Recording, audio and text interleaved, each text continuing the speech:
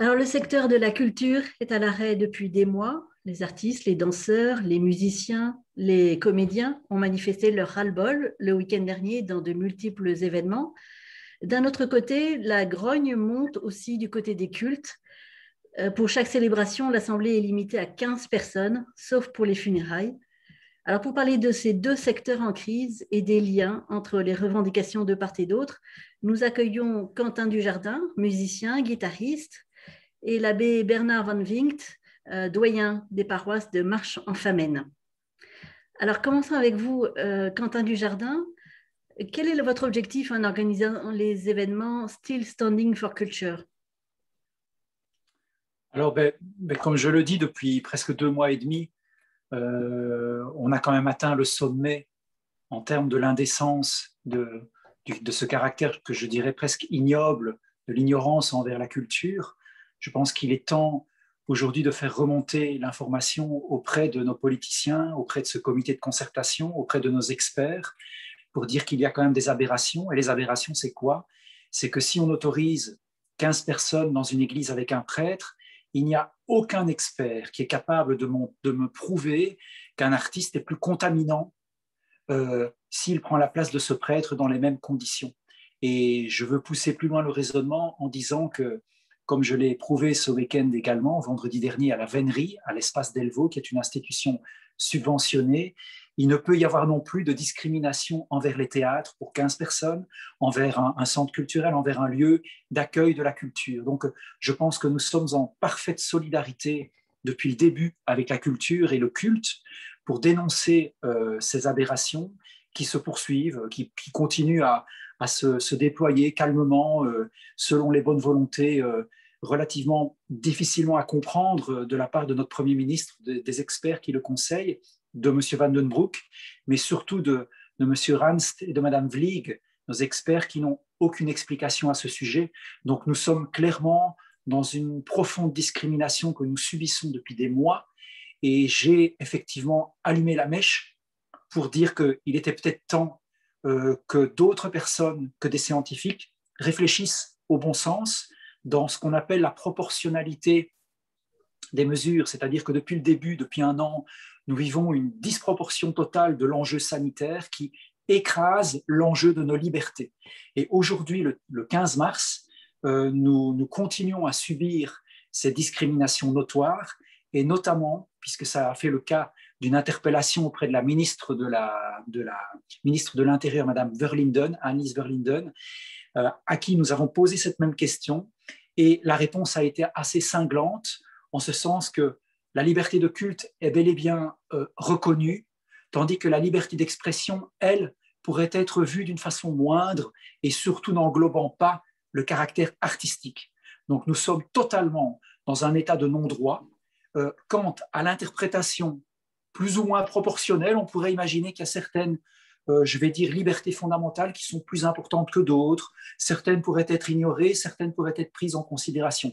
Eh bien voilà, c'est le sujet sur lequel moi je me bats depuis presque 2 mois pour faire émerger cette question à un niveau beaucoup plus vaste, au niveau politique, parce que c'est réellement maintenant l'enjeu de nos libertés fondamentales qui est en jeu. Vous parlez de la question de disproportion. On sait que du point de vue des cultes, l'Assemblée à 15 personnes pour la majorité des célébrations, ça n'est pas jugé suffisant. Monsieur l'abbé Van Vinkt, comment vivez-vous les choses à Marche-en-Famenne? Comment arrivez-vous à respecter cette règle de 15 personnes par célébration? Au mieux. C'est peut-être la réponse la plus simple, mais pas tout à fait. Je voudrais dire d'abord, on a organisé sur le week-end 4 célébrations parce que j'ai aussi un confrère qui peut me donner un coup de main. Je n'assume pas tout seul. Mais deuxième chose aussi que je voulais dire, c'est 15 personnes sur inscription parce qu'on nous a demandé de le faire ainsi. Mais nous, on est déjà très frustrés. Vous comprenez pourquoi? Parce qu'on est souvent 200, parfois 250 sur le week-end à Marche. Donc, tout le débat qu'il y a derrière, c'est de dire, mais nous excluons des personnes. Alors que nous avons pour principe d'être ouverts.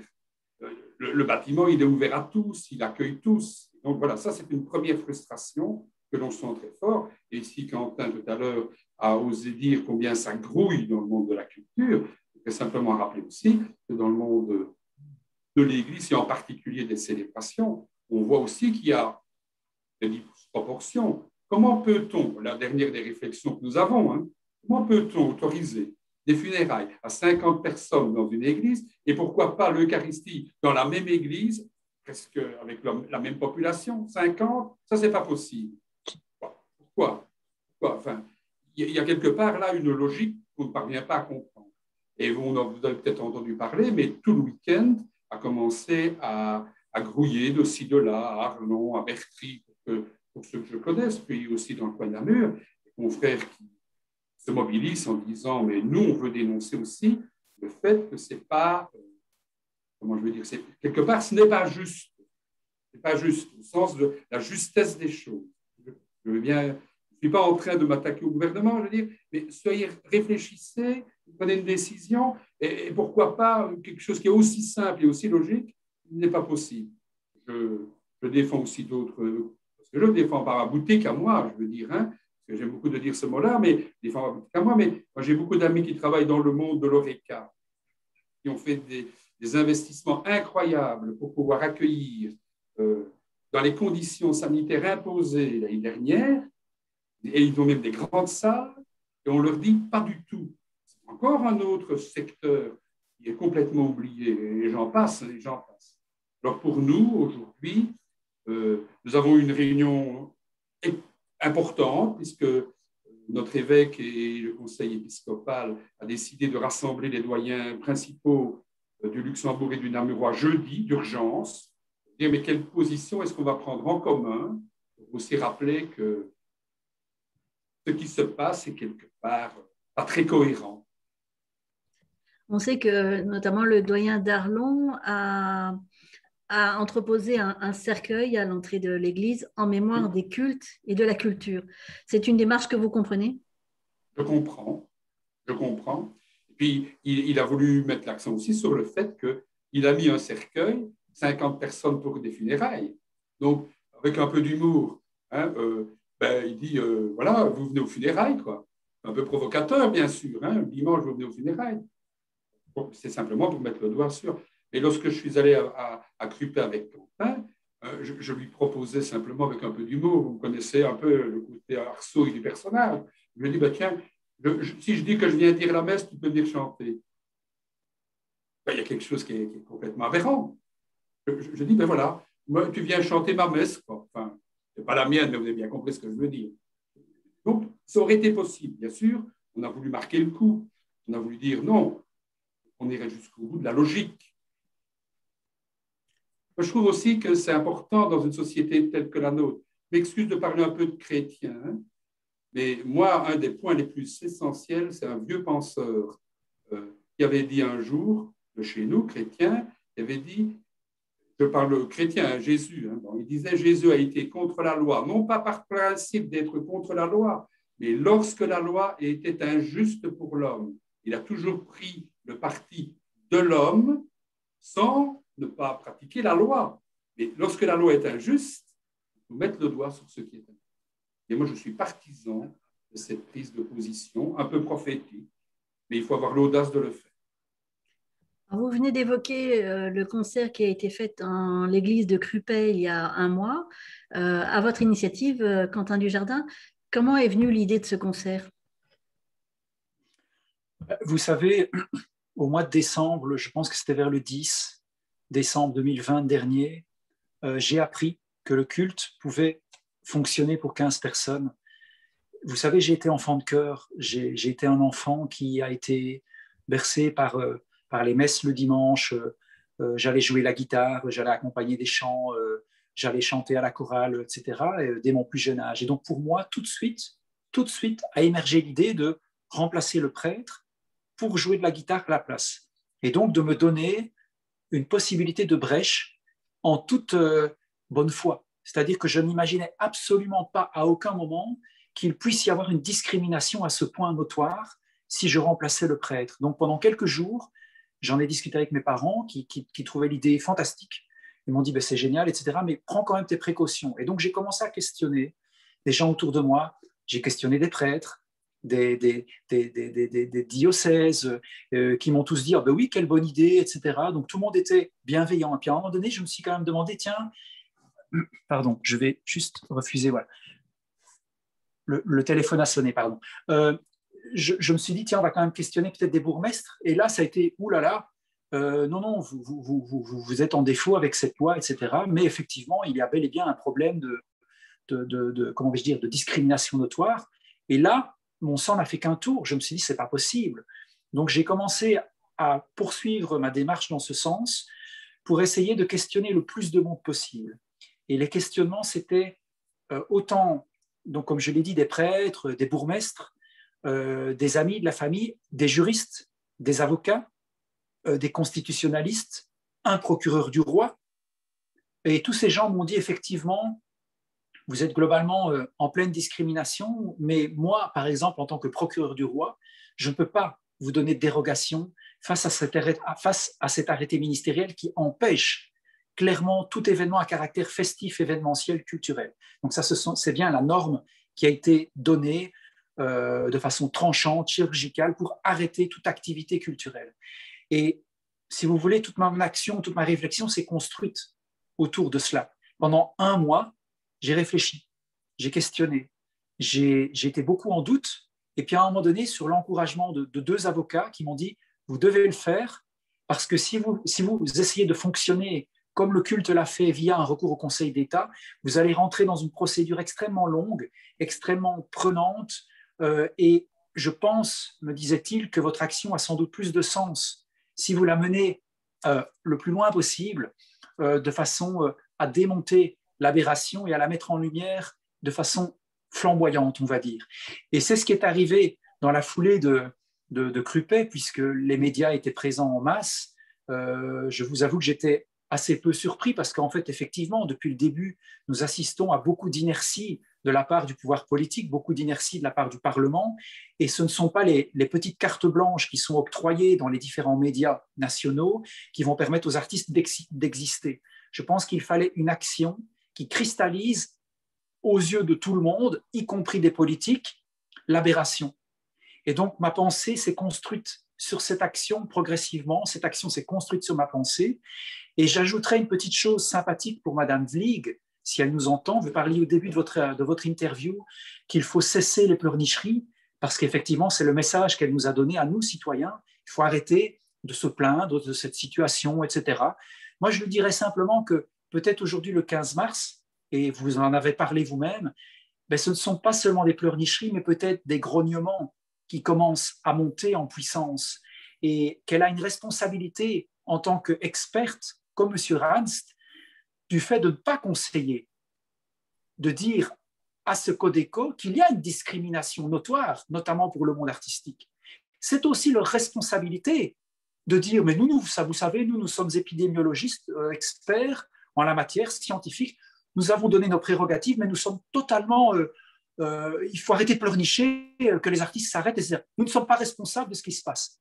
Eh bien, moi, je dis qu'aujourd'hui, la responsabilité, elle vient directement de ces gens-là, dans le sens où ils poussent la discrimination à outrance. Ils persistent, ils signent, ils ne conseillent plus de façon claire et évidente les politiques, M. Decroix, M. Van den Broek, pour leur dire, écoutez, laissez une bouffée d'oxygène à la culture, donnez-leur au minimum 15 personnes.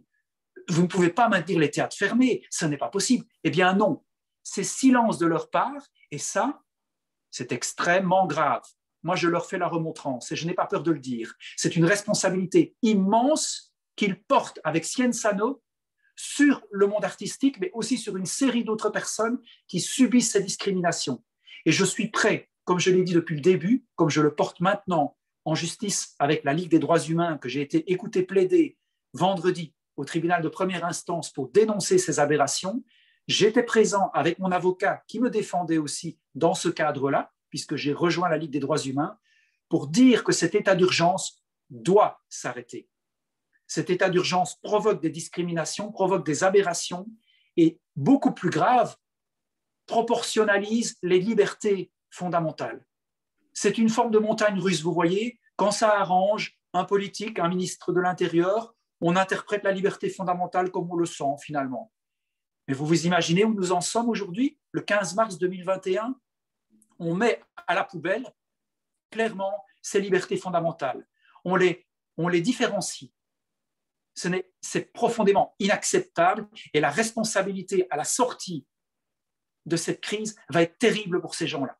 Je le préviens et je leur dis clairement, j'ai très, très, très, très, très envie de passer à cette étape-là. Quelles ont été les suites pour l'un comme pour l'autre vous avez eu des sanctions. Alors, Bernard Van Vingt, vous étiez en tant que spectateur à ce concert de Krupper. Est-ce que vous avez reçu des sanctions financières notamment? Non, non. J'ai reçu donc un courrier de monsieur le procureur du roi de Namur, Vincent Mac, qui nous a rappelé à la loi en disant « je vous mets pas, mais attention, je lève mon petit doigt, la prochaine fois, tu vas te faire ramasser 250 €. » J'ai, avec un peu d'humour, demandé si des marchands étaient prêts à la collecte spéciale, mais ça, c'est entre nous, ça. Il ne faut quand même pas trop le dire. Ceci dit, je vais rejoindre quelque part aussi un dysfonctionnement qui est mal compris. Dans notre Église aussi, nous avons des artistes. Et ils ne sont pas comptés dans le nombre des pratiquants des 15 du dimanche. C'est un organiste, c'est des jeunes musiciens. Et je vais vous dire, je vais faire un scoop.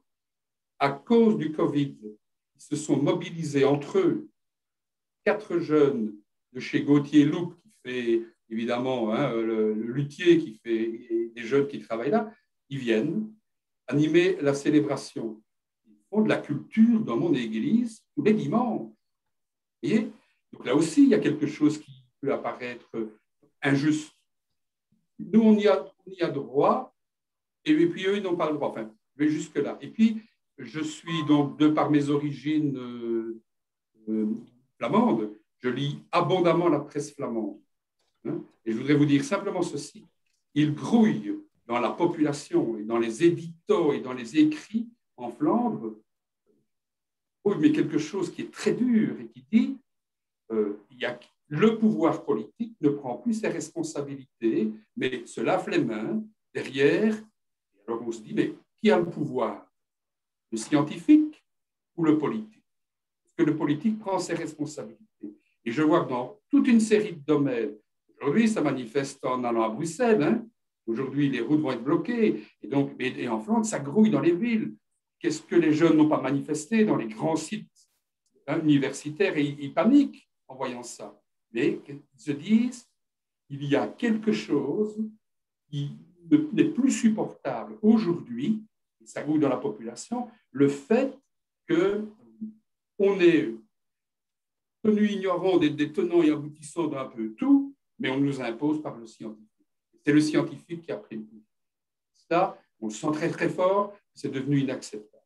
D'ajouter une autre chose, on sent très très fort, en tout cas ça c'est la réaction. Moi je n'ai pas tout à fait celle-là, mais je vous fais écho de ce que j'entends tout autour, c'est que depuis la crise qui a traversé l'Église de Belgique, entre autres, la crise de la pédophilie, elle a perdu tout crédit, absolument tout crédit par rapport au pouvoir politique. Donc le politique il dit oui mais c'est très bien, ils n'ont même pas été consultés, ou pour ainsi dire ils ont été tenus pour monnaie, les pièces rouges plutôt que les billets. Les évêques de Belgique, lorsqu'ils ont voulu concerter avec le ministre de la Justice et avec la représentante wallonne, ils ont été traités presque comme des malpropres. Ils nous le disent. Donc, ils disent ça, c'est insupportable. Donc, c'est vrai qu'on est dans une société qui a beaucoup changé. Lorsqu'on prend des décisions qui impliquent les personnes, pourquoi ne pas les mettre autour de la table et être en discussion sérieuse, en débat sérieux? Nous, on dirait aussi que nous ne sommes pas les seuls dans ce monde à subir durement cette crise sanitaire et surtout les décisions prises. Je reviens, il y a le monde de l'ORECA, il y a le monde des voyages. J'ai plein d'amis qui travaillent dans tous ces secteurs. Mais nous, on nous met la corde au cou. Il y en a beaucoup qui sont déjà profondément noyés dans la situation. Ça, je pense qu'il faut quand même en tenir compte. Et dans la grande réaction chez les Flamands aussi, c'est de dire, mais on ne tient pas compte de tous les dégâts psychologiques. Et Dieu sait s'ils sont énormes, je les rencontre au quotidien. Les dégâts, ça, au nom de règles, je pense que dans le monde scolaire, hein, je suis aussi aumônier dans plusieurs écoles, mais là, au point que certains disent, il faut qu'ils rentrent après Pâques absolument tous dans les écoles. Au niveau relationnel et psychologique, on crée un dégât incroyable. Quentin Dujardin, avant cette crise sanitaire, aviez-vous déjà eu l'occasion d'aller en concert dans une église? Et quels sont les liens que vous voyez entre les types de spectacles que vous pouvez proposer et notamment dans un édifice religieux? Alors, ben oui, moi, vous savez, j'ai 43 ans, j'ai plus que 30 ans de carrière. Vous savez, mes premiers concerts, j'avais 8-9 ans, c'était dans des églises. J'ai un projet qui s'appelle Résonance, où nous traversons la France dans des abbayes fantastiques dans lesquelles nous enregistrons. C'est une écriture musicale particulièrement portée sur la voix aussi, pour laquelle j'écris, avec des instruments différents. Et on porte cette musique dans des hauts lieux, je veux dire de l'abbaye de Cluny, en passant par le Toronnais, en passant par Paris, par Saint-Sulpice. Enfin, je fais aussi des concerts depuis des années dans ces édifices. Donc, il ne s'agit pas d'une forme d'opportunisme, vous voyez. Moi, quand je dis que tout ça était construit de façon bon enfant, profondément, c'est que je croyais que j'avais le droit, effectivement, ce droit. Et donc, la musique, pour moi, a toujours été la plus belle dans les églises, parce que la résonance de ma guitare, qui est une guitare sèche, a une amplitude, a une ampleur qui fait que ça traverse les cœurs, ça traverse les esprits, ça traverse les murs. Et donc, les églises sont profondément des lieux porteurs pour la musique. Et voilà, moi, vous savez, ma religion, profondément, c'est la musique. Je la place au-delà de toute autre religion. Pourquoi? Parce que j'ai compris que le fondement de mon art, ça permettait de relier. Et vous savez comme moi que religarer, la religion, c'est quelque chose qui fait profondément partie de la vie en société. Il faut que nous soyons ensemble, il faut qu'on partage des choses. Et donc, j'ai compris que mon médium à moi, mon outil, c'était ma guitare. Et donc, c'est quelque chose que je protège comme un outil démocratique, comme un moyen de me mettre en connexion avec le monde et peut-être d'aller chercher ce qui m'est supérieur et d'aller le transférer, le transmettre à ma façon, sans y mettre les mots. Et jusqu'au 14 février 2021, je pensais que mon métier, c'était faire du beau, c'est-à-dire raconter le beau à travers ma musique. En fait, j'ai compris que peut-être la vie maintenant, 2020, 2021, la crise que nous traversons, me porte peut-être aussi aujourd'hui à devenir une forme de messager. En tout cas, certains mettent déjà le mot de lanceur d'alerte, peu importe, mais en tout cas de défenseur de cet outil démocratique qui est encore le nôtre, je pense. On a encore droit à cette chose. J'espère que l'état de non-droit, l'état d'urgence, qui est un état de non-droit, parce que c'est clairement ce qui est en train d'être défendu par la Ligue des droits humains, a quand même pour objectif de revenir à cet état de droit, revenir à cette constitution. Et là, on commence à se poser des questions. J'ai entendu les plaidoiries des avocats de l'État vendredi. Pour eux, ce n'est pas aussi clair que ça. L'instinct, l'urgence sanitaire est normale. Il est tout à fait normal que nos libertés soient totalement évincées. Il est normal que nos libertés soient évincées. Il est normal que nous subissions ces chiffres en permanence qui nous mettent dans ce caractère anxiogène, sociétal, normalisé. Pour eux, c'est une chose normale à défendre. Sien Sano a le droit de tous les jours de reprendre le pouvoir des chiffres pour nous dicter, pour nous limiter, pour nous sécuriser. Eh bien, moi, mon job, en fait, j'ai peut-être compris que c'était aussi de dire qu'il y a quand même un contre-pouvoir dans une démocratie. Vous savez, c'est quand même le principe d'une société démocratique, ou alors qu'ils le disent. Si c'est un régime autoritaire qu'ils veulent mettre en place, qu'ils nous le disent. Et puis on verra. Mais comme tout ça est fait en catimini, vous comprenez, les arrêtés sont pris en catimini maintenant, on ne demande plus l'avis de personne. C'est à peu près 5, 10 personnes qui décident autour de cette table. Madame Verlinden est seule à décider. Vous comprenez? C'est grave. On ne se rend pas bien compte, je pense, en tant que citoyen. Et ça, voilà, je l'ai intégré dans ma réflexion depuis 2 mois et j'ai commencé à comprendre, ben oui, la gravité de la situation que nous vivons tous et le glissement. Ça glisse.